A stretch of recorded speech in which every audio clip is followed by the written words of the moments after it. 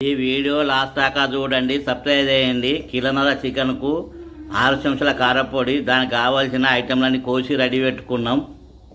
1 చెంచాడు ఇంగు, 1 చెంచాడు పసుపు, 1 చెంచాడు అల్లం వెల్లిపాయ, తగినంత ఉప్పు వేసుకోవాలి, 1 పావు పెరుగు పోసుకోవాలి. మొత్తం ఈ మిశ్రమాన్ని కలపాలి, ఈ చికెన్కు పట్టియాలి. పెరుగు, కారపొడి, పసుపు, ఉప్పు, అల్లం వెల్లిపాయ, ఇంగు మొత్తం దీనికి పట్టించి ఒక 10 నిమిషాలు పక్కకు పెట్టుకోవాలి. చికెన్ స్టవ్ అంటూ పెట్టినాం, స్టవ్ పైన మట్టి కంతులు పెట్టినాం, అందులో అరపావ నూనె పోసుకున్నాం.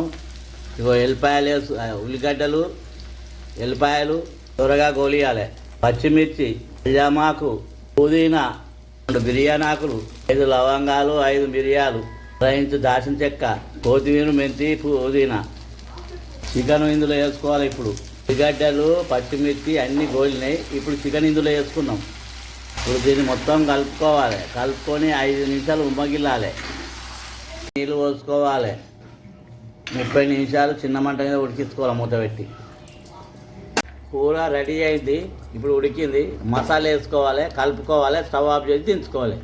అబ్బా, పెరుగుతోటైన చికెను చాలా రుచిగా ఉంటుంది, గుమగుమలాడుతుంది. మళ్ళీ మళ్ళీ కావాలనిపిస్తుంది, తిన్నా కొద్దీ తినాలనిపిస్తుంది. ఈ చికెన్ పెరుగు పోసాం కాబట్టి.